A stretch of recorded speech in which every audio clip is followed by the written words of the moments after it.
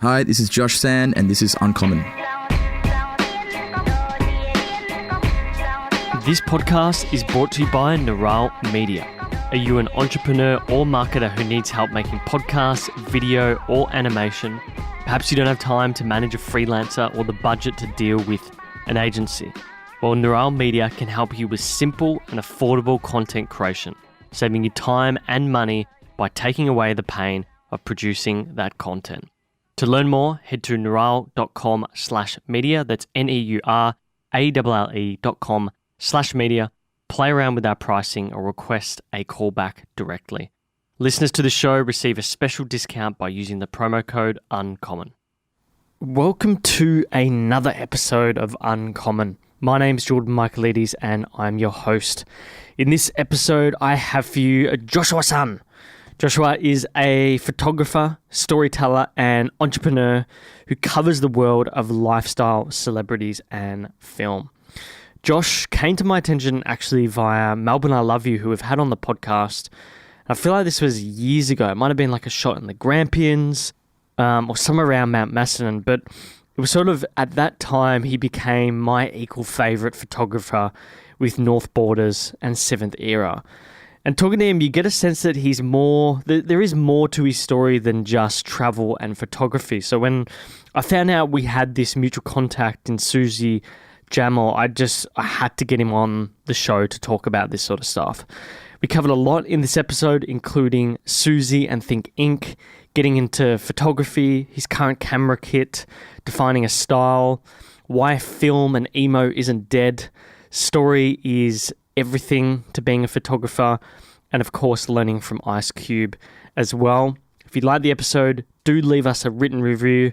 Be very thankful for that. Share with your friends, take a screenshot, post on Instagram, tagging at uncommon_show to watch the episode in full. We publish all episodes on YouTube. Just search Uncommon Show and you'll find it. Don't forget, of course, to like and subscribe if you're watching now. Show notes and all previous guests are at neuralle.com/podcast. With that being said, guys, thanks for listening. Thanks for watching if you're on YouTube. And I hope you all enjoy this conversation with Joshua San. Joshua San. Hello, sir. How are you? Very good, man. How are you? Like I was saying before, we were going through notes and whatnot, and Susie reckons she's done you a doozy. My honest assessment of it is, what is she doing to you? She's giving you hernias? Well, yeah. I think I gave myself a hernia. Okay. I don't know. It was So did she tell you much details about what happened? She told me that the way she's explaining in classic Susie fashion, she's like, oh, like he's a guy and, he sometimes I need him to do guy things. Yep. So and he's big and so he can lift stuff. And so this whole text thing, I was like, what? Okay. And then she said that you did a hernia lifting something. So no. So what happened was I was working full time at a flight center for a while. Okay. And when I was doing that, I was also doing all my tours, doing all my work, just not sleeping at all. Okay. Yeah. So, which is a disaster. So before we left, we were doing the Steve Wozniak tour and we're flying out to Brisbane. And I was like, sweet, I'll just do some sit-ups, go to this tour. Got there, helped him lift boxes, set up, went to bed. Had a dream that night that someone punched me in the stomach. Woke up and I tore a hernia in my sleep. Really? Yeah, it was so weird. Is tearing a hernia extremely painful? Well, yeah. So we had Sydney and Melbourne after that. And I was like, I don't want to say anything because I don't want to have to go home. I really wanted to do this tour because it was with, obviously, the guy that created Apple. You kind of don't want to go home for that. So I was like, yeah, sweet. I just won't say anything. But I'm shooting like crouched the whole time. Like, is that my intestine? Like, what's going on? Like, all good. Got home and then just went to the doctors and they were like, yeah, it's definitely a hernia. I was like, sweet. So what do they do with something like that? Do they have to surgically fix it? Or? This one wasn't overly bad. So just over time, it was all good. So It's fine now. You can't really see it. It's gone. But yeah, it was extremely painful. Yeah. They don't look good. My mum has done a hernia before. Yeah. I don't think she had to have surgery though, but I've heard of people needing to have surgery. Mine wasn't there. So that's why I could continue shooting, but I was just like this the whole time, just crouched and... Yeah. The way I've heard it is it's sort of like feeling that you got a stabbing pain in that area. It doesn't feel good. And it was kind of like, it was a bit blue. So I was like, maybe I've torn it real bad, blah, blah. It went away like after a couple of weeks, but I did a trip to South Africa about I think it was probably 4 days after the tour. We did a volunteer trip and we were doing some work there and filming and stuff like that. And they were like, oh, you should just climb Table Mountain. So I climbed with these guys who had never done hiking before with all their bags. And they were like, oh, we're getting a bit tired after about an hour. And I had to carry all their bags with a hernia. I'm like, man, I need a holiday after my holiday, dude. So, but it was all good. It was all fun. How did you meet Susie? Susie, so she runs a company called Think Inc., which brings like intellectuals and speakers over to Australia. So I kind of started with them randomly when they started. I think it was like maybe 6 years ago, 5 years ago. It's a while ago. A long time ago. And I was shooting a lot of concerts and artists and things like that. And they were like, oh, we need someone that shoots. And a friend of a friend knew somebody. And they were like, oh, we know this guy. And I came in. I was so nervous. It was, who was it? It was... Michio Kaku, Dr. Michio Kaku. That's right, yeah. Yeah, and I was watching all of his documentaries leading up to that. It was like a weird, I'm not sure if you believe in law of attraction thing, but I was watching him heaps and I don't know, it's like, oh, you're shooting for Michio. And I was like, shaking. But yeah, so I met him that way and obviously I must have done something well and stayed working. That's so funny because I remember, Michio Kaku, that was sort of the era, where he was really becoming quite prominent. I feel like that's when I bought his book. His books are amazing. He's just a very, very good storyteller. He is. Very good storyteller. Very engaging as well. Do you think that was sort of because that's one thing Susie wanted to know is what was your favourite Think Inc. event? Was that probably the favourite one? I don't know. It's hard. I think actually Neil deGrasse Tyson. Yeah. Doing him twice. He was the first guy I was ever like, I don't get starstruck very easily. And I was sitting in a room with him talking about Game of Thrones. And I'm like, I don't actually know what's going on in life. You know, it was surreal. And I have a big telescope lens and I take photos of the moon and I'm showing him and he's like naming all these craters and stuff. I'm like, this guy's so cool, you know? So he was probably the highlight big time, you know, especially because he's just a nice dude. So what does he think of Game of Thrones? He was like, oh, who are you going for? I'm like, oh, Starks, man. He's like, everyone goes for Starks. You know, everyone's like, Stark. And I'm like, well, who else is there to go for? And I thought maybe I was doing the wrong thing. I was like, should I go for Lannisters? Like, what's going on? You know, but he was cool. He was pretty into it. He's like, make sure you set my alarm so we can watch it. So after the show, they pre-recorded it and they watched it after and stuff. So really? Yeah, he was really into it. Wow. Yeah, so. Yeah, he's a fascinating guy. I love watching him on Joe Rogan's podcast is awesome to watch. There's a funny clip though that someone's like edited on YouTube and it's sort of each time Joe Rogan gets annoyed at Neil deGrasse Tyson Neil deGrasse Tyson interrupting. Okay. And they've like edited it so that like it looks like Joe and Neil hate each other, which is fucking hilarious. I haven't seen that. Oh man, I'll have to link it to you after, but I love those edits. Like there's one Joe Rogan meets Ro Jogan. Have you seen that? Nah. It's like Joe's interviewing himself. Okay. And they hate each other. Right. That'd be a good fight to watch though. Huh? That'd be a good fight. I noticed actually you shared that the Conor McGregor thing being beat up by Khabib ages ago and it's got like it's like a Simpsons. I made that little video. You made that? Yeah, I made that video.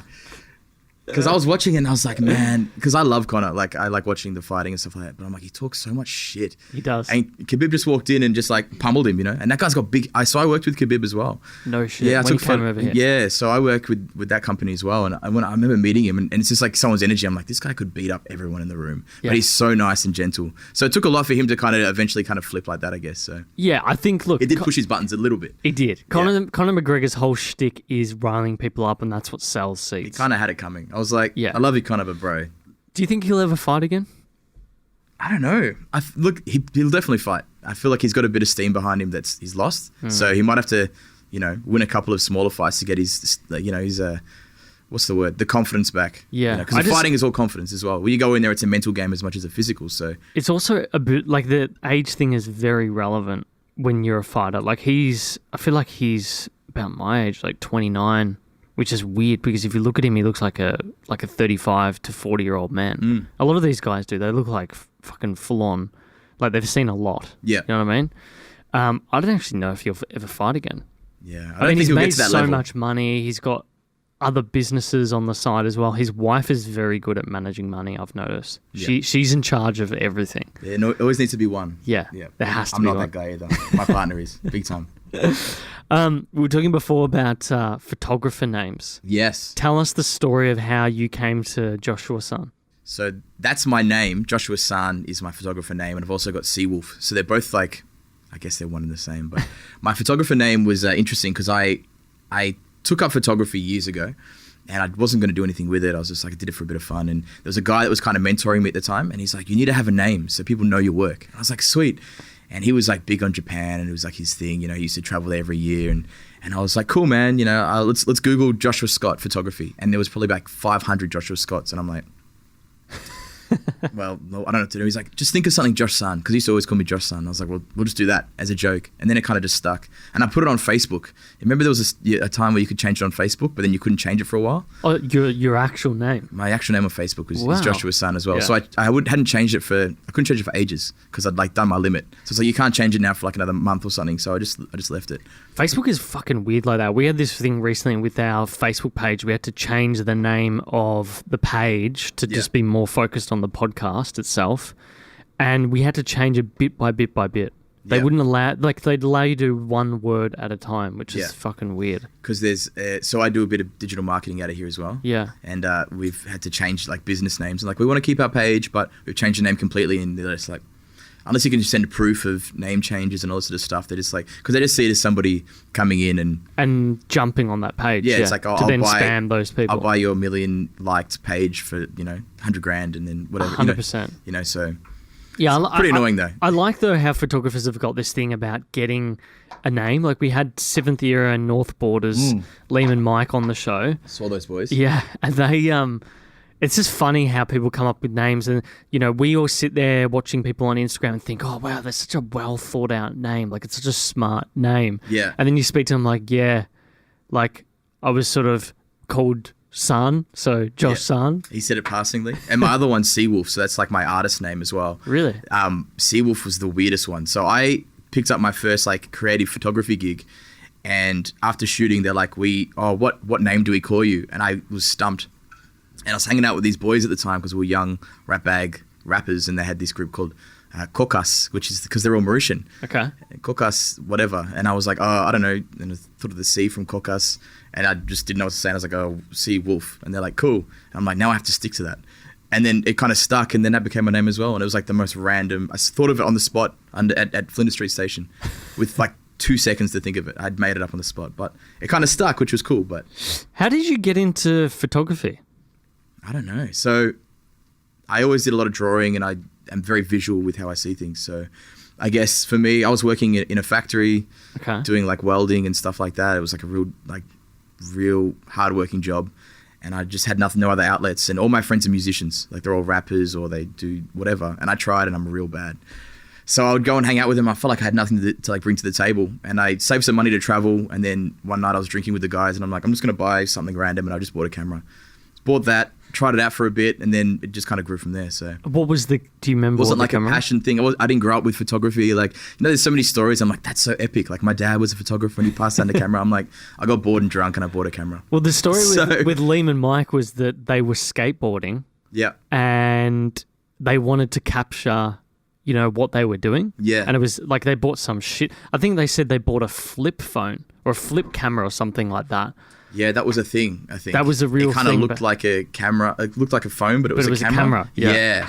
So you could hold it while you were skateboarding. Going along. It was like the original GoPro almost. Yeah. You know? So I did that because all my friends were like rappers. So I'd go into the studio and take photos and go home, and didn't think anything would happen with it until one day this club that I was promoting at the time was like, oh, we have an artist coming in who was Coolio. And we need someone to take photos. And he's like, you have a camera, right? And I was like, oh, shit, okay, yeah, I'll do it. And I freaked out. And from there, just kind of like, oh, you took photos of Coolio. Do you want to take photos of this guy? You want to take photos of Ice Cube? And I was like, shit. And that's how it kind of became a job. So. And that's why I was thinking, like, how do you, like, I'm looking at these people like Tiger, the Mamba himself. There's a few others, and like Jaden Smith. Yeah. How does someone get there? But it's obvious that in osmosis, you're hanging out with these people. Yeah. This crew of people, and you're sort of in that domain, so to speak. I think a lot of it, and it's like repetition and reputation, just thought of that, copyright. Repetition and reputation. So because I was doing it for so long, and I was in that scene, and we were working in clubs and doing after parties and hang out with the guys that were doing concerts, and and I was constantly just pushing to shoot, that eventually you start breaking barriers to get into these places. So I started out taking photos of my sister in the backyard just to learn lighting, and you kind of, you just move on from that. So do you remember what that first camera was? Can you remember? Yeah, it was a Nikon. It was and I'm so not a Nikon guy. So it's a not Nikon. many people are. Nah, I know, and I heard the other boys were talking about it as well. It's a Nikon D7000.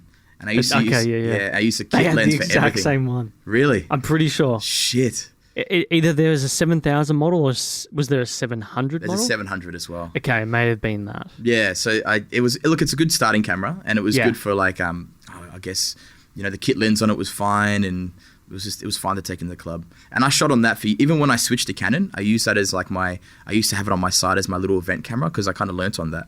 And then one day it just fell asleep on me, and I was like, I think I used it for 8 years. Even though I was a Canon guy, I secretly had my little Nikon that I'd take with me, because it was my old faithful. Like a good luck charm sort almost. Of like wearing your, like how some AFL and soccer players wear their lucky underwear. Basically, yeah.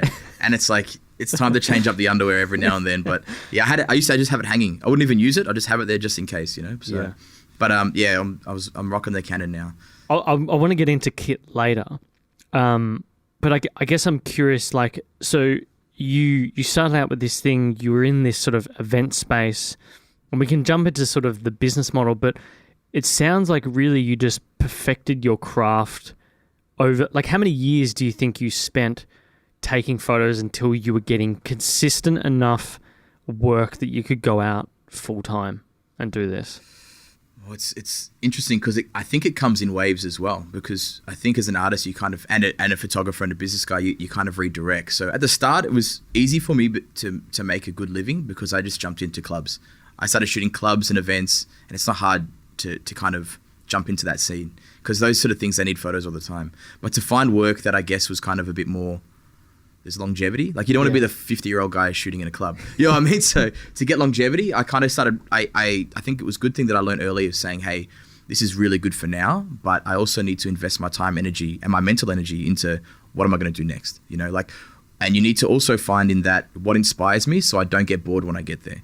So for me, I was really inspired by travel, music. Music's always been my biggest inspiration. So even when people ask, who's your biggest photography inspiration? I'm like, I don't really follow many photographers, as bad as that sounds. I think it's all the musicians that I was following. They kind of this inspires me, this and that. And I'd kind of follow in that direction, which is why I think I've fallen into, I guess, tours and working with those artists. Well, I think that's a good thing, because then you don't define yourself so much as a photographer, but someone who has found this as a medium to tell stories, if that makes sense. And these are the stories that you like. That's it. And that's travel and music. Travel, music, log cabins.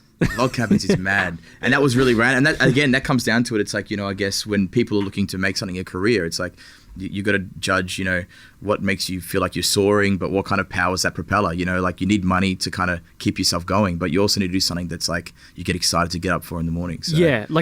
I think there's that, not so much a saying, but a study that shows that if you're earning $70,000 a year, any point after that, you're it will definitely solve problems for you, but the longevity and your happiness doesn't really increase much with the money that increases. And you're spending money on stuff you probably don't need. It's sort of lifestyle creep starts to get in, if that makes sense, once you pass that sort of $70,000 mark. And I think having something that makes you really, really passionate is absolutely crucial. And it's a powerful thing once you harness it as well, because if you're passionate about something and you get up early and you've got the energy for it and you actually vent it into something that can become a career, that's when everyone's like, I don't know how you do it. And you're like, I don't know how you don't, because it's there was days where I didn't sleep for 4 days, that tour. I didn't sleep for days, And I just got back from this trip I was telling you, and I hadn't slept in a week, and then I had to go on tour again. It was just but you don't feel tired until afterwards, I think. It's like when we were away in Japan and a friend was like to me, oh, you should really relax, because we were doing a few interviews while we're away. And I'm like, but this is sort of what I love to do. We don't make any money directly from doing this, but it sort of just opens up doors and you get to meet people. And it's sort of a way of telling stories, and right? You start to thrive, right? You love it. I was loving the opportunity to interview people while we're away, because now you sort of, in this world locally in that place that you've just visited. That's I find 100%. And I feel like for anybody that's, it doesn't matter what you do. Like I know people that are nurses and they come home and they're just so excited. My partner, she's a kindergarten teacher. Oh, really? And she comes home and she talks for 2 hours about the kids. And I'm like, that's the best thing ever, because she thrives on that. That's what gets her up at 6 a.m. in the morning. Yeah. It's what allows her to wake up, as opposed to, continually snoozing the alarm and being late. And I think that's the best thing ever. I think anybody that has found that thing that kind of, just like, it doesn't matter, even if you're not getting paid yet, there's always ways to get paid. There's always ways. There's always a way to find out. It's just you got to find a way to manage it with your lifestyle. That's it. Balance it. And I've heard of like the whole, just do it even if you're not getting paid, blah, blah. It's like, yeah, but the biggest killer of like creativity is stress as well. So it's like, if you're not eating, you're not going to be super creative, man. So, it's like, it's balancing that out as well. So do you think, like you were talking before about your taking photos of your sister, and I was just thinking about your own childhood, is there any particular early memories that you still hold with you today, like stories that you'd like to tell people about your own childhood? I don't know. I can't really think of anything. I was just an energetic kid. Yeah. I was a bit of a spaz, to be honest. Like I never really did any good in school except for science and sport and art, which is kind of weird because science is like the speakers that I work with. It's like kind of scientists, But I guess, it was like I think as a young kid, I was just super energetic. I didn't really do too much. I did a bit of acting, did a bit of whatever. I think I was on a game show when I was 18. I was like the youngest contestant in Australia on a game show. What was the game show? It's 1 vs 100 with Eddie McGuire. Yeah. Do you remember that one? Yeah. Yeah, dude. How old were you? I was 18 and 1 month. I applied just as I turned 18.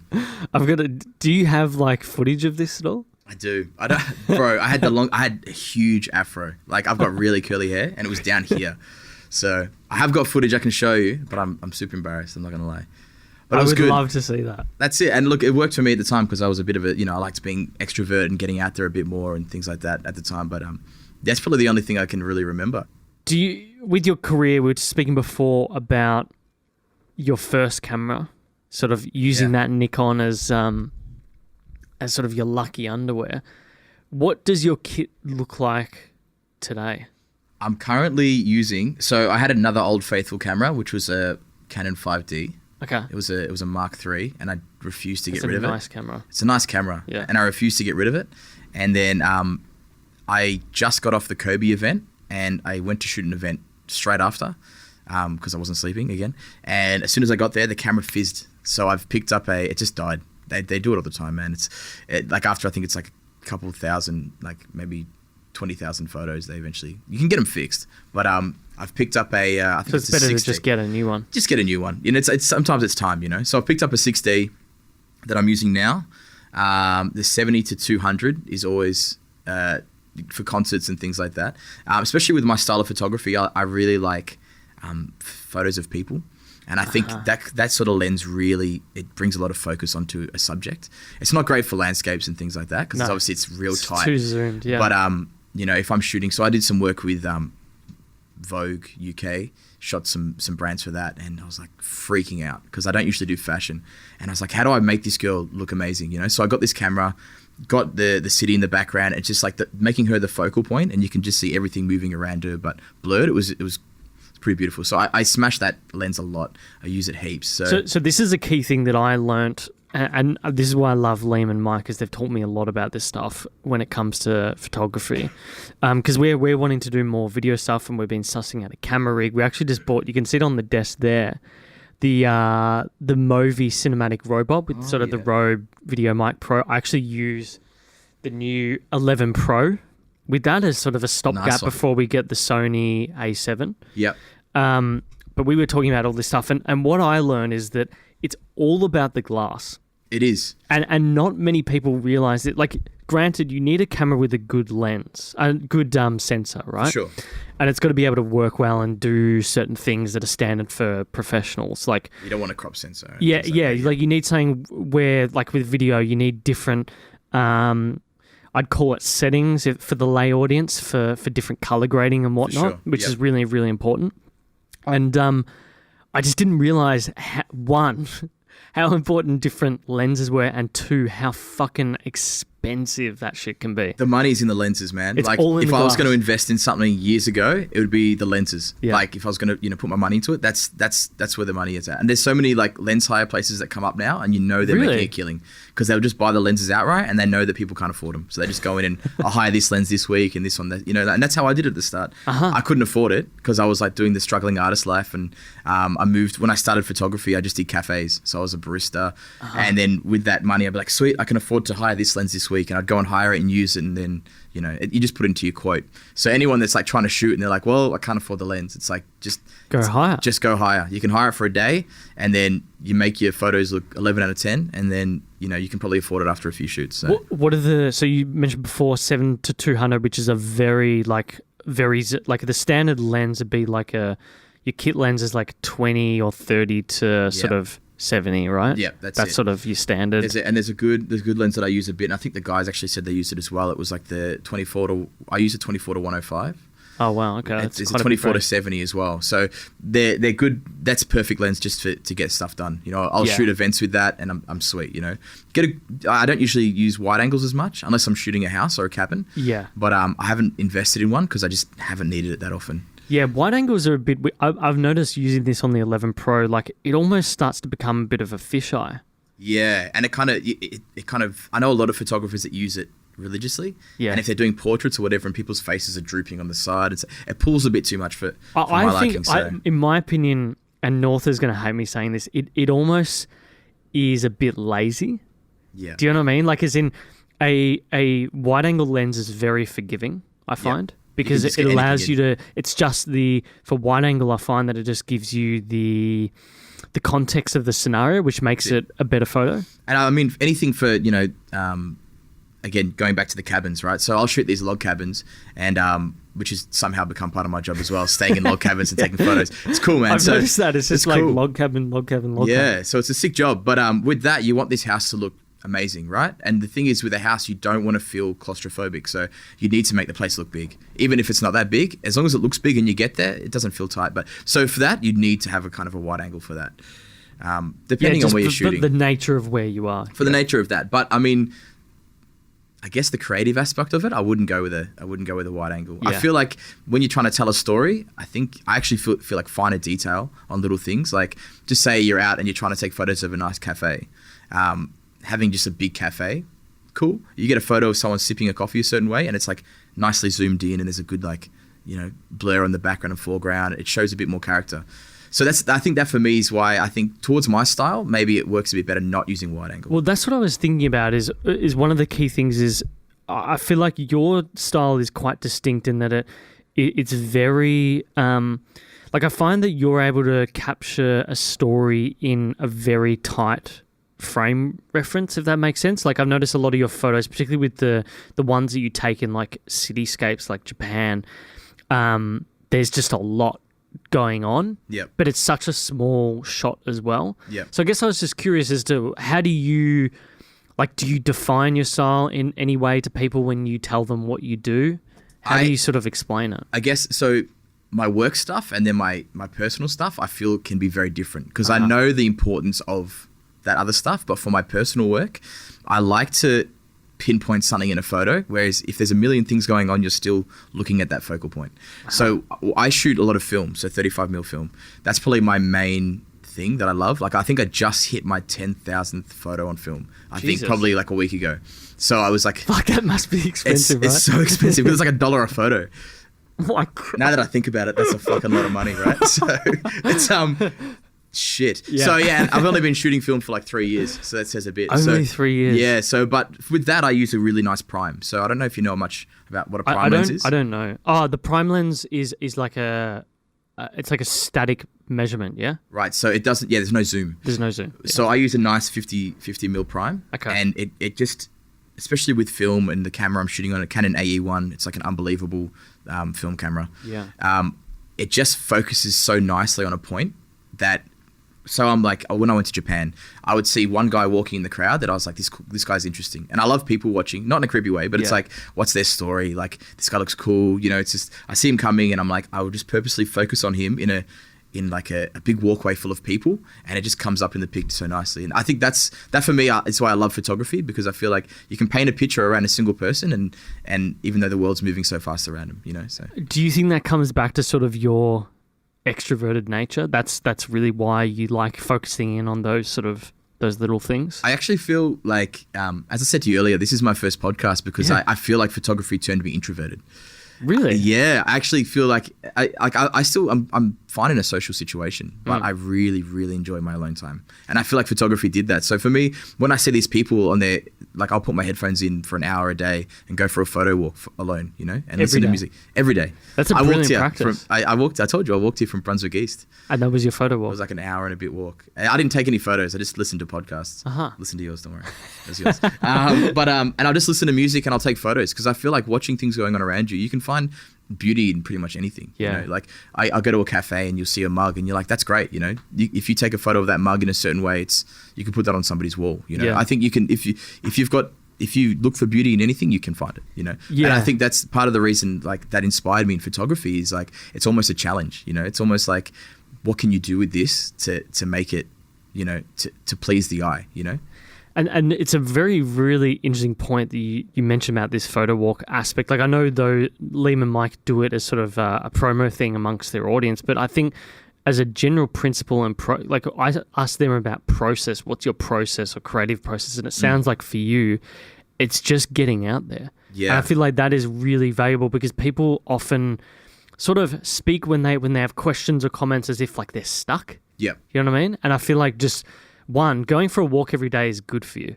Oh, mentally. Just mentally, physically, everything. Yeah. Nothing bad has ever come from going for a walk. For sure. I don't think. Or nothing bad mentally. Maybe a cramp or something. Maybe something that's like about that. It, right? So, but I think doing that is a great way, because I've been saying to myself, like, now we've got this camera and this camera rig, like, how am I going to find the time to get it, you know, on top of everything else we do, how do we get more video footage and play around with that sort of stuff? And I just realized, like, well, I'm trying to hit 10,000 steps a day anyway. Yeah.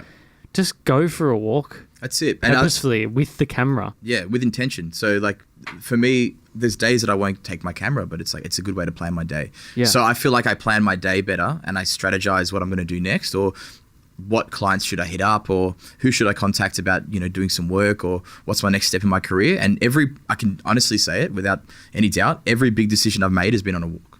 And I say that, and 100%. I feel it. I just feel like I go for a walk, I'll put in some, you know, I listen to like composers and stuff like Olafur Arnolds, like this Icelandic composer. Yeah. He's like my favorite dude at the moment. So how do you spell that guy's name? He's Icelandic. It's Olafur, and then Arnolds. Okay. He's a cool dude. He's a very cool dude. Because I love that sort of Scandinavian sort of... Like Sigur Rós? Yeah, love Sigur Rós. Big Sigur Rós fan. Yeah. Yeah. Just walking with that is nuts. Yeah, it's like... Yeah, so I made the decision to quit my full-time job listening to Sigur Rós. It was so weird. I was listening to, I think... Yeah, just like Hoppy Polar, whatever that song is. Yeah. And I was like really pumped and I was like, and I just went in and quit. It was so weird. And I don't even listen. And so, yeah, I guess music in itself is helpful. But I mean, every decision you make, you got to have a clear mind for it, you know? And especially when you're planning your day, you got to be clear, you know? Do you use Spotify? Yes. Okay. I have to see if you've got a decent playlist cinematic. I've got a playlist called Cabins and Adventures that I made that I'll link to you. It's got like probably 150, 200 songs. Nice. Yeah, so and I play that with my headphones in when I go and shoot cabins. Because I find that, cinematic sort of... it's not cinematic, I keep saying cinematic. But because I grew up like with a grandmother who sort of raised me in my early years just babysitting instead of going to childcare or whatever, because it's cheaper. You know? And she loved classical music. Yeah. And I also liked electronic music in my teens. And so, finding bands like Cinematic Orchestra and Sigur Rós and stuff like that was very... I don't know what it was. It's saying very... like, I'm not a massive fan of lyrics. Like, I like songs with lyrics, but I find... that sort of music very emotional. Or Arrival of Birds, by the Cinematic Orchestra, one of my favorites. It's like one in my top 10 songs. Yeah. So yeah, I 100% agree, and especially I feel like if you're doing something which can take a lot of time but doesn't take time to do. So for photography, I can take 29 photos on my roll of film in 3 seconds if I need to, but it takes time to actually do a good job of it. Does that make sense? Yeah. So listening to something like that, which is going to get you in a mind state that's kind of relaxed and open, and whether it be photography or again planning your day, or whether it be figuring if you're a musician, figuring out what to write, or if it's important to have something that's going to get you in a state that isn't what's the right choice of words, in a good flow state. Flow state, yeah, 100%. So yeah, that's I would agree with that. I feel like that music is the easiest thing to do that for me, for sure, without a doubt. And this dude Oliver, he's got one of the coolest stories. I think that's how I'm probably saying it like a bogan, but he was a drummer in a heavy metal band, and this really big heavy metal band in the country was like, we need someone that's going to be able to play piano for the intro to one of their songs. He's like, oh, I play a little bit, and he played, and then the song became famous, and he was on the credits. So he's like, well, I'm just going to do something with this, and he just became a famous pianist. Wow. When he was a drummer in a heavy metal band. So it's such a weird So, but that's what got him famous, So but yeah, I mean, for those sort of individuals, you see the talent in what they do. If they're able to pick up multiple instruments, like I like who was that Australian artist? Oh my god, I can't believe I blanked on this right now. I always blank. That's one thing I can't do in interviews yet, is I always blank on names. I don't know why. Maybe it's the fact that I'm on the spot and I'm making eye contact with you, and you're like, damn, he's gonna. No, but there's Gautier. Is it Gautier? Yeah. Okay. Yeah. Does that ring a bell? It does a little bit. I've got to look this up because it's. I can't believe that he sort of went out of my field of music listening, if that makes sense. And he did an album. Yeah, it is Gautier. He did that album. So Eyes Wide Open, Heart's a Mess, Making Mirrors, 2011. Right. And the whole album was him playing just strange instruments. That's cool. Or sampling songs that used unique instruments. Like as an example, one song, he stopped in the middle somewhere between Sydney and Melbourne, and there's a fence. No, it's an art piece. It was a musical fence. Yeah. And he gets his drumsticks and he just plays like the bass sort of riff for this song and recorded it and sampled it, and that was part of the main part of the song. I love that sort of stuff. That's sick. I know a lot of guys that like, so again, I grew up with musicians, and all my close friends are like musicians, and I lived with these guys for a while. They were the guys that kind of inspired me to take photos as well. These are the guys that, remember I said the guys, the Caucus guys, right? Yeah. They changed the name to Outside In, and we're part of a collective for like 4 years or whatever, right? 5 years. We lived together in a warehouse. We all took separate corners of this warehouse and had a huge studio downstairs. It was nuts. It was a really cool, creative time in my life. But I just remember sitting with these guys, and I was like, it's so cool, because this random dude would just like cling his like, he's making tea, and he clanged his spoon on it. He's like, that's cool. So then they got the field recorder and they recorded it, and one of the other guys like made a noise, and they made a full track out of it. And I was like, oh my god, how did you do that? Like, that stuff's amazing. That's what I mean, right? And then they turned into a track, and they released a single with it, and I'm like, that's my spoon from my kitchen. I can hear the spoon, it's nuts. But back to the point of film. Sorry. No, because we were talking before about this film isn't dead hashtag reminds me of the emo isn't dead hashtag. Because everything comes back. Everything comes back. Nostalgia is king. In this era at least. Bucket hats, Converse sneakers, and I saw some flares the other day. Did you? Yeah, I did. I'm not wearing flares. Hipsters in the north side, man. They're bringing it all back. They bring it all back. Where did film, like, why did you go, I really like the look of film, or I'm really like, you've just basically said yourself, you spent probably nearly $20,000 getting film produced over 3 years. It's good. When you say it like that, I'm like, now I'm stressed. It was an interesting thing. So I bought a film camera pretty soon after I bought my first camera. Okay. But I bought it, I actually don't know. I actually don't remember my mindset behind having it. I remember just buying it and having it. And I think it was, again, I was probably working in this job, and I had a bit of money, and I was like, photography's fun. And I think at the time it cost me $150 for that lens on that camera with the flash in the box, right? So it was mint condition. Wow. $150, because film hadn't kind of done this shift back into the eyes of everybody yet. So it was super cheap for me. And I was like, cool, just have it. And I put it in my cupboard, and I used it probably twice when I moved up north, and I just took some photos at a cafe, and I never used it again. But I went to Japan, and I was feeling very uninspired. Like, I got to a point, I think everybody gets to it, where they've been doing something for so long, they're just like, I don't feel as inspired anymore. I just moved to Brunswick East on my own. I was working, and I was like, I was doing gigs, and I was like, man, do I even like photography? Like, am I just doing it because it's how I'm making money, you know? And I needed to find some other outlet. And I feel like every creative gets to that point. They're like, I've been doing this as my creative outlet for so long. It's not my outlet anymore. So what do I do, you know? And I just moved. So I was unpacking all my boxes and I found my film camera, and I just got back from Japan and I saw these guys shooting film and I was like, that's really cool, you know? So I took it out, did some street photos, got the film back. I found a random developing place called Hillvale nearby, which is like a place in like a garage. It's a cool spot. It's right near me. So it was kind of weird how it's on my street. I was like, I'll just develop it here, you know? And I got it back and I was like, I'm really enjoying this again, you know? So and that was probably about 3 or 4 years ago. And then slowly it was like, when I wake up every morning and I'm like, do I pick up this camera or this camera? I just started picking up the film camera again. And I just felt like there was something behind it that was really inspiring. I wonder what that is. You know what it is? I can tell you what it is. I can tell you 100% what it is, because I tell everybody this that wants to get into film. I was like, you have to take a moment before you shoot film. You have to take a moment. With digital, you hold your finger down, you take 100 and you edit the best one. With film, you're very deliberate. You're like, I see this and this is a moment for me and I'm going to take it. There's a positive sort of, what's the word? Like you're enforcing how many images you can take at once. So it forces you to get the best image, the best possible one, and the best out of it as well. And I feel like if I look through my hard drive at the start of when I was shooting, there's so many images that are cool that I never looked at again. Yeah. Whereas with my film one, I've taken a couple of minutes on each photo. When I get it back, I'm like, yeah, I love that, you know? There's a bit of dopamine to it as well, because you take it and it's like, you don't know. Yeah. Do you know what I mean? Like, and do you often find that when you're taking film shots that you're sitting there and you're like, oh, this is such a good shot. I don't know if I've taken the right shot. You'll take multiples. Man, I'll do it sometimes. I try not to now, only because I'm like, if it's not the right shot, it's not meant to be. I'm very superstitious in that sense. I know it's like a weird thing to say, but I'll take it and I'm like, it's probably, if it's good, it's good. If it's not, there's photos that I thought, this is going to be a banger. It's going to be amazing. And I'll get it back and I'm like, that is trash. Like, I just look at it, I'm like, I don't even know what I was thinking. Like the angling, everything was off. The coloring was bad. I'm like, cool. But there's photos that I'm just like, oh, I've got 2 photos left.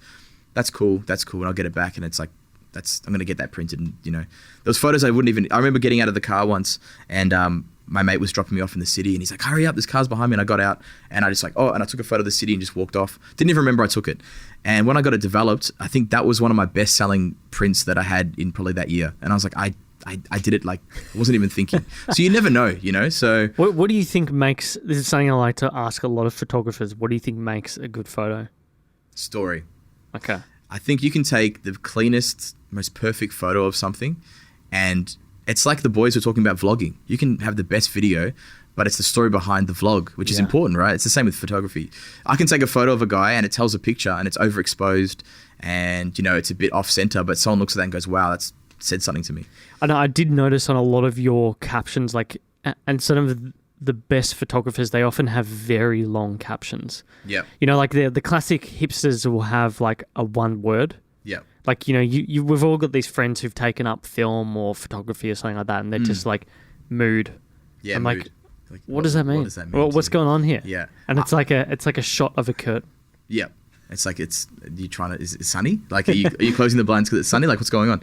I try and mix it up a bit with my captions because I know that not many people read captions these days on Instagram and things like that, but I kind of want to have something for anyone that's interested to read it. And sometimes I do huge tangents and I just, you know, it could be just a picture of some lemons and I'll be like, it meant something to me because the day that I shot that, I'll remember shooting it and it was like a really good day for me, and I'll just explain why, you know. And I feel like people like that sometimes. They like to have something behind it, you know.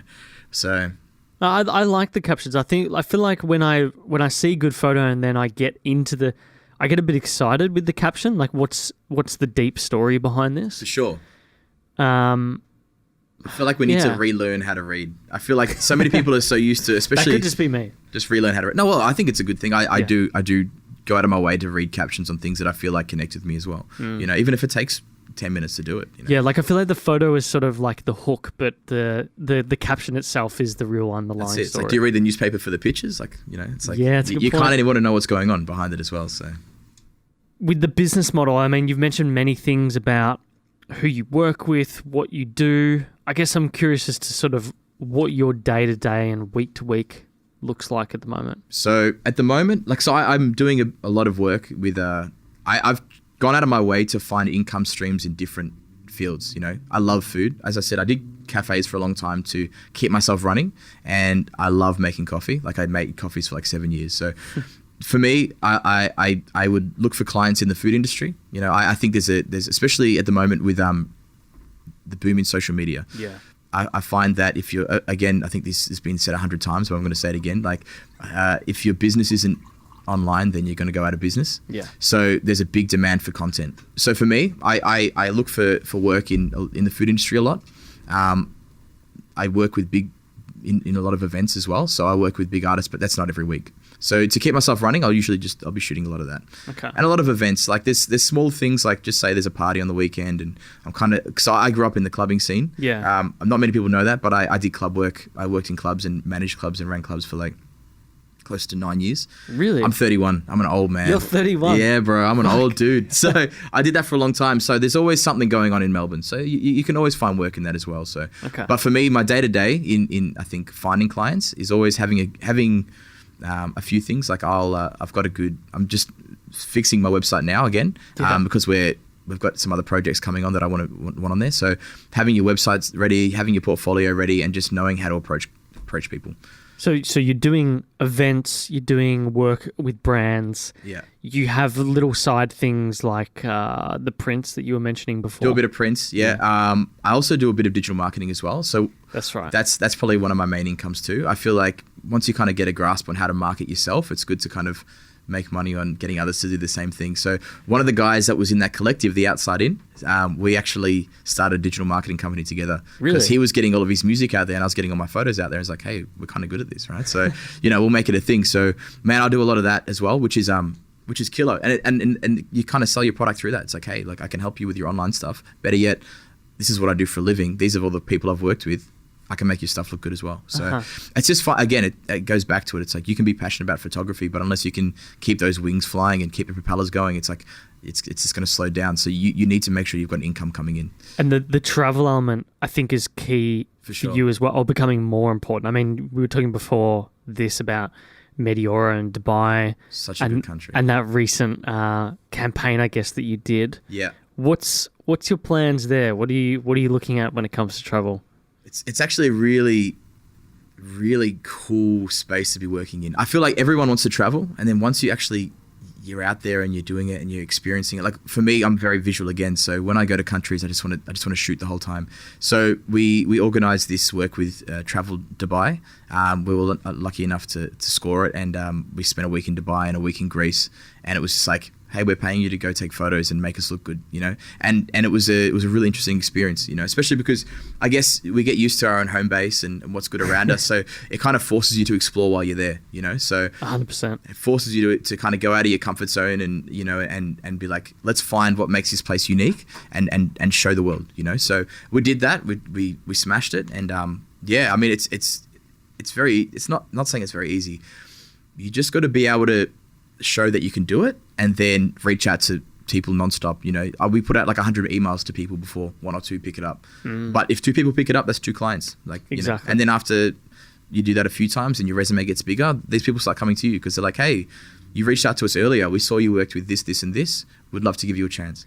Do you find, because one of the questions we had was around networking, right? Yeah. And I guess I was curious, and this is something that we've learned through our own agency as well. Like for a while we were doing cold selling, and it's a hard slog, but I noticed that networking was really where the opportunities started to come. And networking could be like just scale through people knowing about you and your photography, or us and our podcast, and they sort of see that as a proof of work, if you know what I mean. Yep. Do you find that is the best avenue for you to find new opportunities? I feel like networking was probably my strongest asset at the start because my work was probably trash. Like I look at my Coolio photos and I'm like, they look like iPhone photos. Like they're bad, right? My Coolio photos were horrible. I had one usable one that I could use online, but I still got the job and it still got me to the next spot. And I feel like what people underrate and don't realize is that what you leave with somebody, doesn't matter if you can get anything from them at the time, is lasting. So I meet people and this guy runs whatever. He doesn't do anything that kind of affects my business at all. But if you're good to them and you give them the time of day, you don't know what they're going to be doing in 5 years or who they're going to recommend. As long as you're a good person and you're kind to people, they're going to remember you, right? So comes back. That's most of the guys that got me the gig with Think Inc. were just like dudes that I was hanging out with, and I thought they were really cool guys. But I never thought I was going to get anything from them, and that ended up being one of my biggest gigs. Yeah. So it literally networking is. I feel like people think of networking as being strategic about who you're friends with, and I feel like it's actually the best networking is done with being a good person to every person you meet, and the right opportunities come your way. Yeah, and I think that people worry as well that when they're doing, like they believe networking has to be this scalable thing. They have to go to like 10 different events or whatever. Yeah. But it's not. It's just you, the people you work with, how people engage with you on social media, I find in particular. And that it generally comes back. Like we've had clients, we've done like podcasts for clients, and then we've interviewed people as part of their podcast, and we've had clients come through that because they've just seen how, you've worked through doing someone else's work, if that makes sense. And even at the moment, I'm working with a big touring company who is, all these guys are friends of mine that I used to drink with years ago. And they're all like, let's just start a company. And they're the guys that did Kobe Bryant. They're the guys that have done all these sports and entertainers. Yeah. But originally, these are all mates, right? And it's like, 55 photographers in Melbourne, and the one dude that was, you're always good with and friends with, that's the guy you're going to go with. What's the name of that company? I remember seeing you. The Hour Group. The Hour Group, Yeah. That's it. They're all cool dudes, man. We're all like, we go out and get pizza and we're like, oh, we should talk about work now, right? Yeah, sweet. So they're cool guys to work with. And they're killing it at the moment. They've done a really big year this year. So they're doing a lot of artists. They've done Tiger. We did, who else did we do this year? We did Khabib. Kobe Bryant was probably the big one. That was a really interesting few days. Yeah. And they're killing it this year. So I remember seeing your sort of behind the scenes stories for, I feel like it was for Kobe. I just remember thinking like, fuck, Kobe Bryant's here. I completely forgot. Yeah. I mean, we pitched, that's one thing that we want to get with moving this studio to be spruced up a bit more, is being able to pitch those types with a bit more clout. For sure. Like I feel like the sort of, I'm pulling your mic. Oh, really? I was stepping on it. I was like, why is it getting tighter? You know what happens sometimes is these chairs, they've got like little wheels on them, and occasionally someone will get like it caught accidentally underneath that, and it will start to yank on it. Well, I was like, why am I getting closer to this mic? I was like slowly pulling it with my leg. You can basically eat the mic. I always tell people eat the mic. I mean, you can move the mic closer to you as well. Because like what I often do is this is one thing I get in shit with Lauren for. Apologies, Lauren. But I love lounging back. Do you find it's more comfortable lounging back in these things? I feel I'm more comfortable. I don't know. Just like I look like I'm not interested because I got my arms crossed, but I'm just like, just you're chilling. comfier, yeah. I'm way comfier like this. Yeah. Just like you could pull that thing closer to you, like way close. It'll keep going. Yeah, sweet. Just lounge back, man. Feels good. I find that like as an interviewer, it's hard. Do I sit like this and like being all professional with my notes, or is it chilling out like that? Yeah. But I find like this allows people to open up more, and these things are fucking comfy. Right. In comparison. But if it gets real tense, we'll sit forward like this and just, Yeah. So what does the future look like for you? What are you most excited about when you're going on these walks? You're thinking about the next year or two. Trips. What do you think is the most exciting thing? That's a good question. I don't know. It's actually a good thing. I try and live as present as I can, and I'm pretty open to whatever comes next. Photography is always going to be my main thing. I think I found myself in that more than anything, and I think for me, I feel anything that I do after this, like I'm doing a lot more tours now. I think the main goal at the moment is to probably do just working with people that inspire me. So the reason I get excited by working with celebrities and things like that is because these people are like the best in their field, right? There's something you can learn from everybody you meet with. Doesn't matter who it is. Like you can meet an old lady at the shops and she starts telling you about her life. And it's like, it's good to listen, right? Because everyone's got some sort of knowledge that they need to give. So for me, hanging out with somebody like, even if it's some celebrity, rapper, Tiger, or, whoever, right? There's something that you can learn from everybody, right? So for me, I think it's less of a professional. I think the professional stuff comes naturally. Yeah. I think the thing for me in the next few years is to just learn as much as I can from people that are doing huge things. And I think you've gotten to a point where I think any photographer who's doing the work that you're doing and is still finding passion in it, that you know, for the rest of your life, that is a good place to be. That's it. And just for an example, you know, it's the thing that it's funny because people are like, what's, you know, Neil deGrasse Tyson like? And for me, it wasn't like, wow, he's really smart. I'm so glad I took photos of him, because we know that he's smart. It's like, what I didn't know is that he's so lovely and personal with everybody. Yeah. You know, it doesn't matter. Some lady was doing his mic and he's like, so what's your name? So tell me about yourself. And I'm like, this guy is actually the same on and off camera, you know? Yeah. And for me, I learned from that. I was like, that's a great way to be, because it's made her day. It's the things that you learn indirectly. That's it. That was one thing I was going to ask is lessons that you've learned indirectly from people. And it sounds like there's a bit of something from everyone. I feel like, man, you know who the coolest dude was? Ice Cube. Really? I was backstage with Ice Cube, and he was really nice. He's like, it was when Straight Outta Compton was coming out. Oh, right. So this would have been like maybe 2 years ago, right? 2-3 years? Would have been maybe a few more. Really? It came out a few years ago, like maybe 4 years ago. That was a great fucking film. That was a good movie. Really fucking good movie. But his son was in it, right? Playing him. Yeah. So we had him and his son, and I was backstage with him, and he's like, can I get an orange juice? And we're having a really nice talk. And he's like, you know, I'm really proud of my son and whatever. And I was like, this guy's like genuinely, like, he's just, you could see the one thing he wanted to talk about, didn't care. It was like how proud he was of his son. And then he went on the mic and he's like, you know, I'm a gangster, I'm going to smash you. Like that's his alter ego, whatever. But I was like, man, this guy is like, doesn't matter what he's, you know, all of these personas that he's put on, like that's his character, but who he is as a person, he's genuinely a really good person. And I think that's one thing you get meeting these people. Countless interviews we've done with those types, and most of the time they're pretty ordinary individuals. You know, everyone is just a person. It's just the fact that you see them there on TV, on social media, wherever it may be. Yep, they're quite normal. They're most of the time. As I say, most of the time, they're amazing. You know what I mean? And I think that's what I learned the most from working with all these guys. It's like, you know, it doesn't matter what level you're at. If you're a good person, you know, that's what that matters, really. You must get countless questions on social media, people asking you stuff about kit, career, business, whatever it may be. What do you wish that people asked you? What that they don't ask you? Oh, wow, that's a good question. I don't know.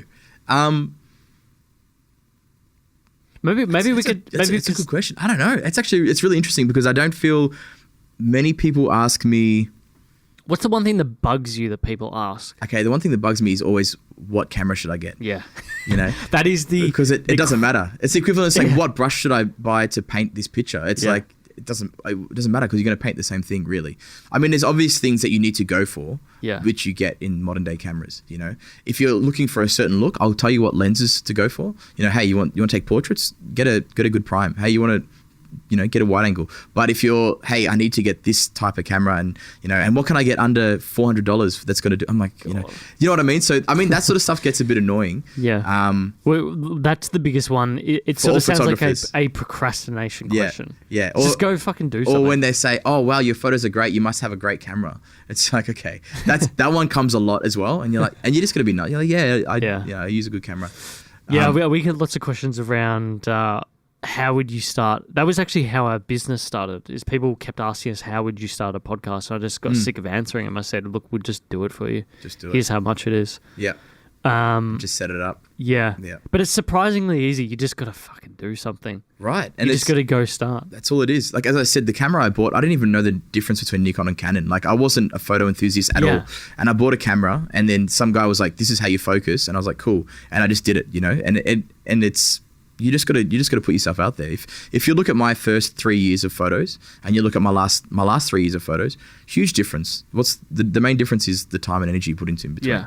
And just doing whatever you want to do. You know, like, I feel like people say, oh, I should shoot more like this person or more like that person. And for me, I think that trying to compare yourself to other photographers isn't always the best thing. I think that you'll find your unique style through just doing you. And that's why I don't follow many photographers. It's not that I don't like their work or whatever. It's like, it just doesn't inspire me, you know? You feel like maybe it would cloud your judgment or process. I need to be more like this. Like, for example, North Borders, man, that guy's unbelievable at photography, but it's not my style. And if I tried to do that, I wouldn't do a good job. I could after a while, but my power's in my work, you know? You know, it's good to have your own unique thing. you know, and I feel like that's where people find their power. It's like, do you know, like I'm shooting cabins and I'm shooting rappers and I'm shooting like the Neil deGrasse Tyson on the same day I was shot for Little Yachty, and I was like, this is so weird. Do you know who Little Yachty is? Yeah. I was like, this is a weird day. And I was like, what a strange fucking day. But you know, you got to put yourself into that, you know. I think you highlight something very interesting is that process element. Like we were talking before we're getting started about moving the studio around and moving away from sort of these sort of mics to shotgun mics. And, you know, I spent, I reckon, 4 hours yesterday on Cup Day learning the nuances between lav mics and shotgun mics and watching tests and reading the settings and specifics of every single one. And now I feel like I've got a good idea, but I know as soon as I buy it, I'm going to find all sorts of fucking issues. Yeah. And you just learn that stuff. It's just a matter of time. So you just got to be there doing it, going through the motions and keeping up with the process. I think. And look, it's good to have those things. You need to be able to upgrade and do new things, but it's not the substance of your podcast. It's it's what you do in the podcast that's going to make you more successful. It's the same with photography. It's like you can go out with a crappy camera and take something that means something to you, and then you just slowly build on that. As long as you find the thing that you enjoy taking photos of, even if it's like so whenever I have people in my inbox saying, hey, I need some advice on this, I always say yes. Like there was a stage where I was like mentoring, I think it was like 40 something photographers. Jesus. And I was getting anxiety, but I was like, you know, I'm trying to help them and stuff, but they come from different fields. Like one of the girls takes creative photos of women giving birth, right? Wow. And for me, it's like such a foreign thing for me, but I'm helping her. I was like, hey, it doesn't matter. Like as long as you get this and this right, it's all good, you know? And then you got other photographers that want to take photos of fruit. It's like, yeah, man. And you just got to, that's their thing, and that's what gets them excited. You should. It's interesting, right? This is something I was going to mention before. Is I feel like you'd have quite an interesting.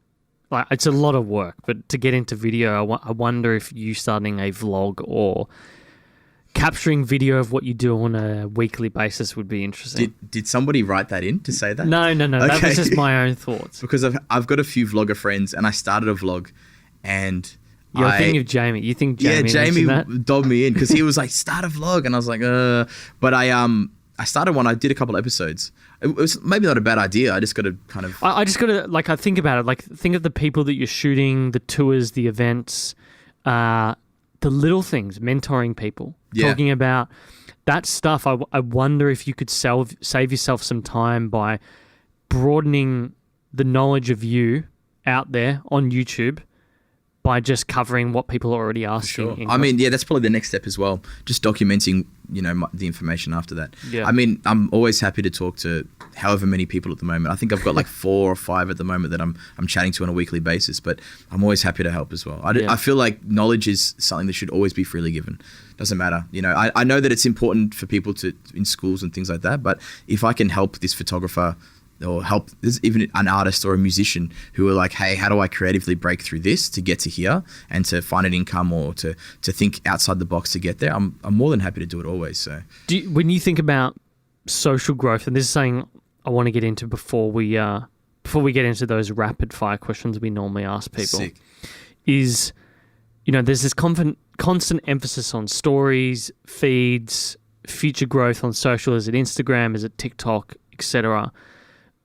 TikTok's interesting, huh? TikTok's interesting. We've been playing around with it. We've had videos where there's been like 40,000 views on it or whatever.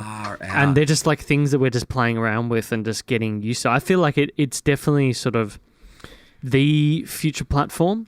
Definitely is. 100%. Just because it's got elements that Instagram doesn't have and can't compete with unless they integrate it. For sure. And I think that main element is native discovery. And I feel like it's still very raw. Very raw. It's not the best place to market yet, but it will be eventually. It definitely will be. It's just a lot easier to get discovered because of the features of the platform. It's sort of the way I explain it is it's like Twitter meshed with Instagram. So the user interface is like Instagram, but the features of discovery are like Twitter. For sure. It's very hard to get discovered with stories on Instagram at the moment. Oh, so hard. And it takes so much for you to get to that point. And then once you get there, it's like a swipe and it's like, and you're done. You know what I mean? People are so used to just, the swipe feature of Instagram is like a blessing and a curse.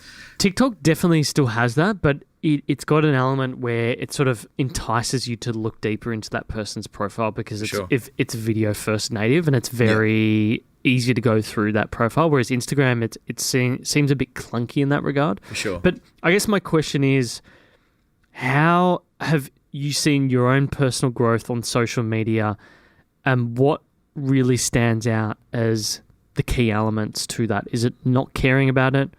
Is it focusing on very meaty captions that give an actual story?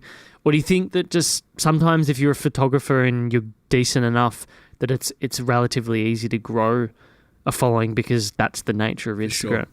I think it's knowing your intention when you go into Instagram as well. I feel, for example, if you're going on there to build an audience, you need to go on there and approach it a certain way. And there's ways that you need to do that. If you're going on there to sell a product, for example, just say I'm going on and I have, I've got friends that are great at it. So I'll just use one of them, for example. He just like, I'm just going to sell air fresheners, right? My friend Hal. And he made a killing out of it. Like he went in there, but he knows how to market online, right? Yeah. But I wouldn't necessarily use that for a personal Instagram as well. So I think it's knowing your intention on why you're on there. And as a photographer, for me, I didn't want to be known as, I don't know if anyone that goes onto my feed will see that I work with a lot of celebrities in my career. You know, I work with a lot. It was like my portfolio, I went through it the other day and I was like, I didn't even realize I worked with all these people. Ridiculous. It's like stupid, right? But I don't really put much online. I'll put here and there, but I try and milestone my work on my experiences, right? I don't want to be too much known as Josh, the photographer of celebrities, right? So I want it still to be personal, but I'm also not too personal, right? Where it intertwines with my personal life too much. You know, I don't like putting my face on there. It's a hard place. And then it comes down to marketing. It's like, do you want to market yourself? And I think marketing is important. It's like, for example, my second biggest following on Instagram is actually in New York and then Japan and Berlin. And I was like, I don't think I've met anyone from Berlin, right? So, but how that worked is for me, when I was trying to push myself professionally, I started running ads and I looked for places that had the biggest like film photography culture. And one of those was Berlin and one of them was Japan. And I just ran ads on my film photos, nothing to do with my face or selling product or anything to do with, I guess, that side of it. I was just like, this is my work and this is where I'm going to market it. And it built a big following. And from there, I actually got clients from Berlin. Hey, can you do this? I want to buy your prints from here, blah, blah. And it became an income coming that way. So really? And that was through, I guess this is the handiness of that marketing skill, right? Right, yeah. So knowing the audience that you're marketing to and the intention of what you're going with. So you're selling, Was this with your personal brand or the agency work that you were doing? My personal. Right. Okay. Yeah. So I just did that on my personal one, on my the.CWolf account. And I was like, I'm just going to push it here. And I'll drop a couple $100 here and there or wherever I wanted to push it. Oh, this photo's great. You know, that there's one of like, I did some like wood, like some log cabin stuff. And I marketed that one and I just targeted Mount Dandenong. And then I also targeted Canada, right? Because they've got a big cabin culture there. And from there, I probably gained about a couple thousand followers, like straight off the bat. Wow. And people hitting me up to buy stuff. So it's like just knowing where you're going to put it, you know, and being strategic. Yeah, it's something that I feel like we can get better at. I know that we've been redoing our website as well. Yeah. It should be done this, at least done for me this Friday to bug test. That should be fun.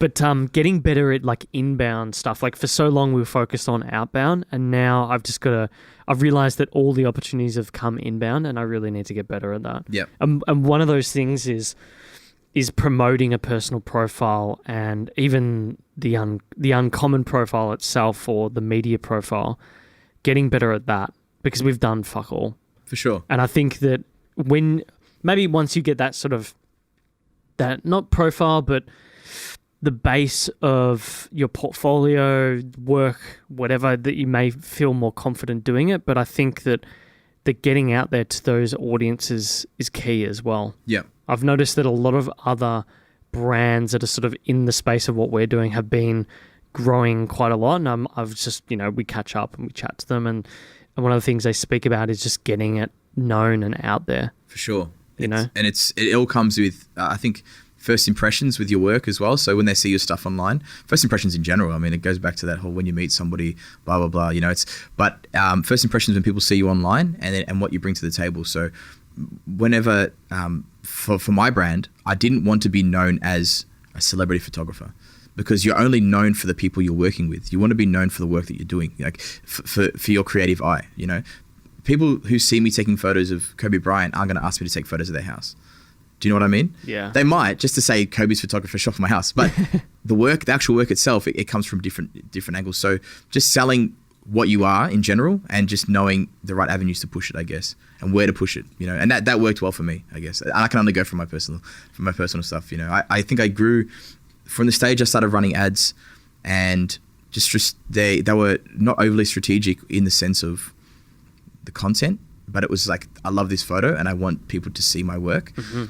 From the stage of that, I think it took probably a year and a half, and I got 20,000 followers from that.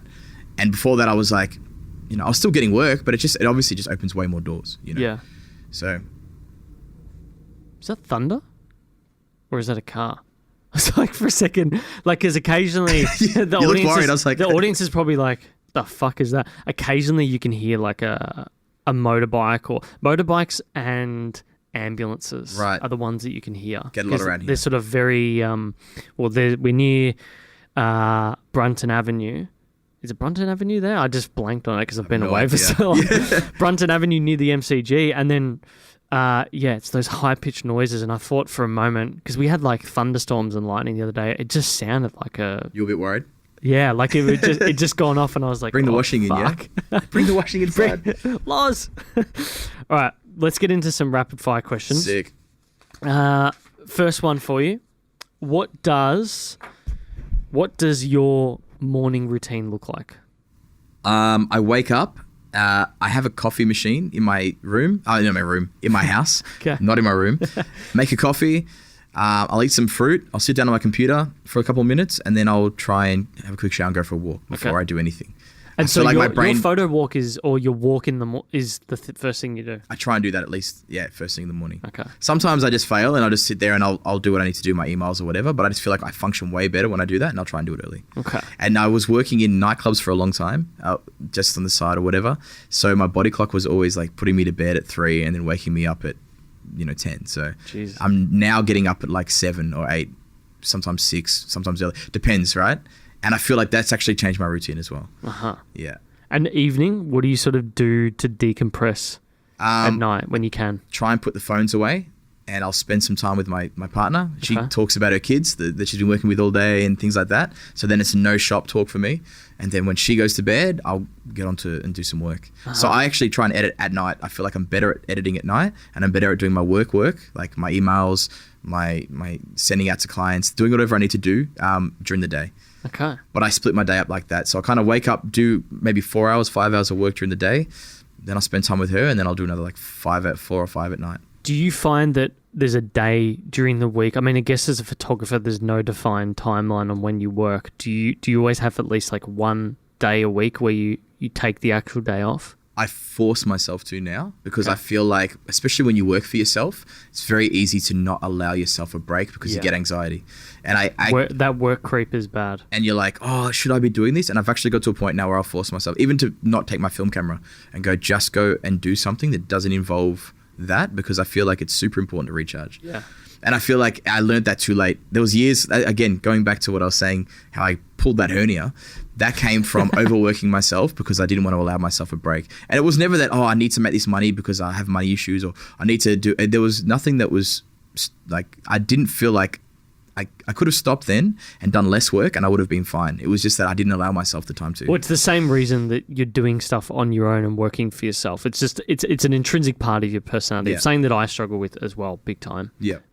And you just got to get better at, that's it. At managing it. Like I always try and make sure Sunday I do absolutely nothing. Yeah. And then once a month we go down and stay with Lauren's parents they're sort of down Mornington Peninsula way. Oh, I grew up in Frankston. Oh, did you? Yeah. Yeah, so their family bought a house in Dramana when Dramana wasn't cool.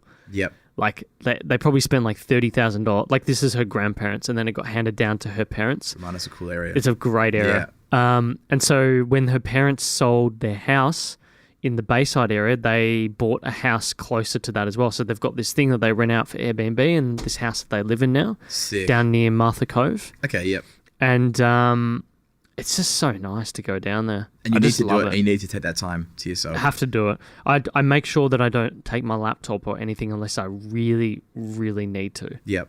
And you need that 100%. Like, I feel like for me, I was doing Mount Dandenong. That was my getaway spot. Like, it's like the rainforest. And now that I'm working there, I feel like I'm probably leaning towards, you know, I don't know. Like, I go to Mount Macedon or Mount Macedon is beautiful. Or Point Leo, which is actually near. Yeah, it's near not there. far from there. Point Leo is like one of my favorite spots of all time. Have you seen the new? Is it the Point Leo Estate in the Sculpture Park? I haven't seen it because I haven't been there for a couple of years. Okay. Because I've been doing Mount Dandenong, but Point Leo, unbelievable. It's a good surf area. Yeah. So we actually, when we were in Japan, we were planning on getting married over there. Beautiful. But we decided with the typhoon, because we were there during the typhoon, and just the logistics of it was an absolute nightmare. We just thought, why don't we just fucking get married like round the corner from Lauren's parents' house? Like, why make it so hard? Yeah. They've got spare rooms there. The bride and the bridesmaid can stay there.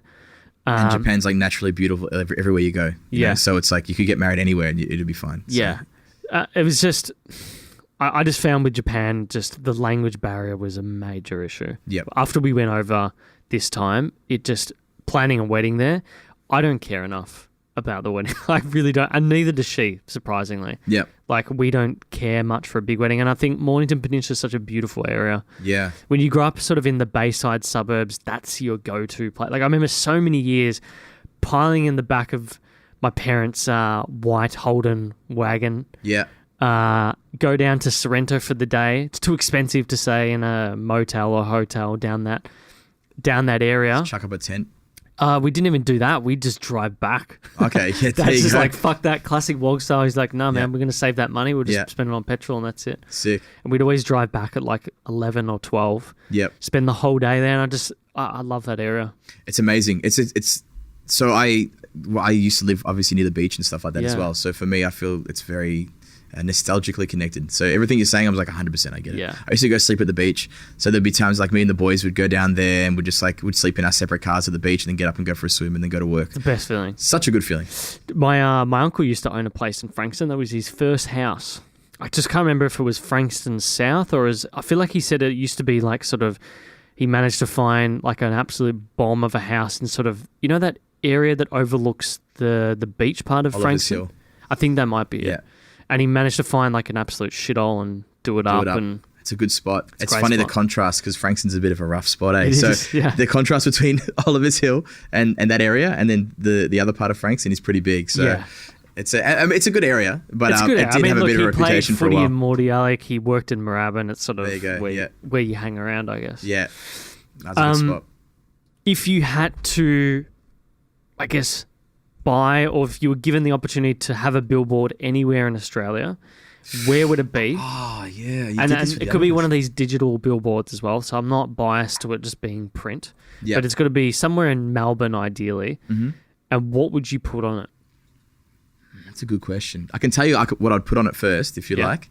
I'd put a really basic photo, probably like a film pic, and just a QR code.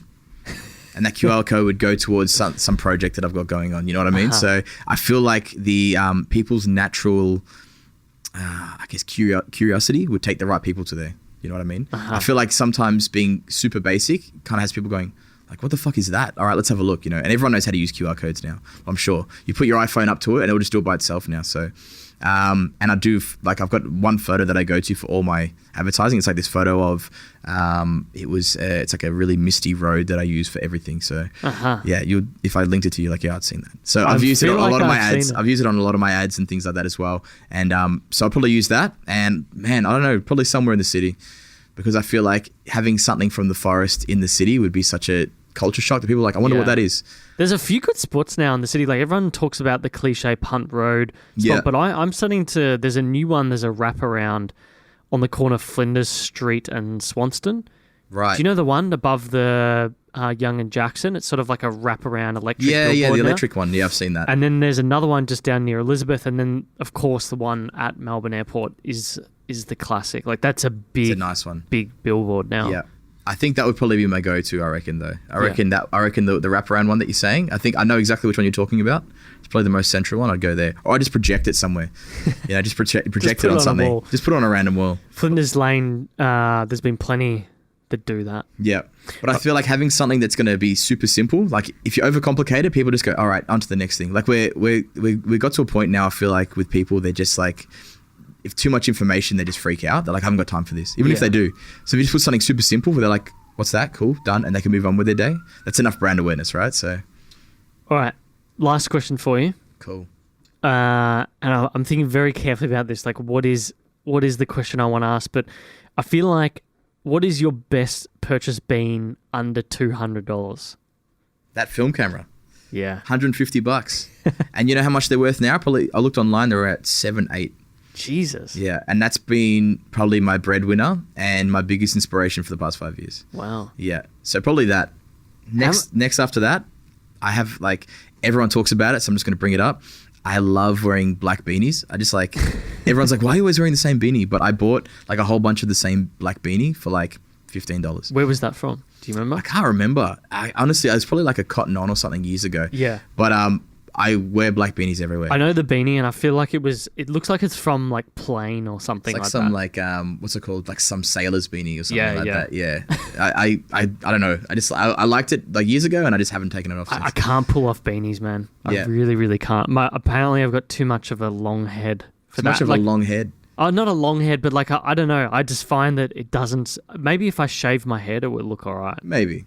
But it depends. Like, I tried snapbacks for a while, and I looked like the LD version of Mark Wahlberg. And I was like, I don't want to look like that guy. So I couldn't do that anymore. So... That's a good one. Yeah. I like that. The LD Mark Wahlberg. The version of Mark Wahlberg. Yeah, so I looked like that dude for a while. All right. Look, mate, Josh, thank you so much for coming in. Champion, thank you for having me. Where can people find you on the interwebs? Where are the best places? The best place to see my work is probably on my Instagram, which is at the.CWolf. That's it. Josh, thanks for coming in, mate. Champion. Thank you for having me. Thanks You're for the coming man. Sorry, Mike. There you go. Thanks, mate. Legend. Thank you for making it to the end. Before you run off, subscribe if you enjoyed this episode, or do leave us a rating. For Instagram, go follow us on @uncommon_podcast. For YouTube, search Uncommon Podcast, and don't forget to subscribe if you're watching this video. Also give us a like or leave a comment on what you thought about the episode. But until next time, thanks so much for listening.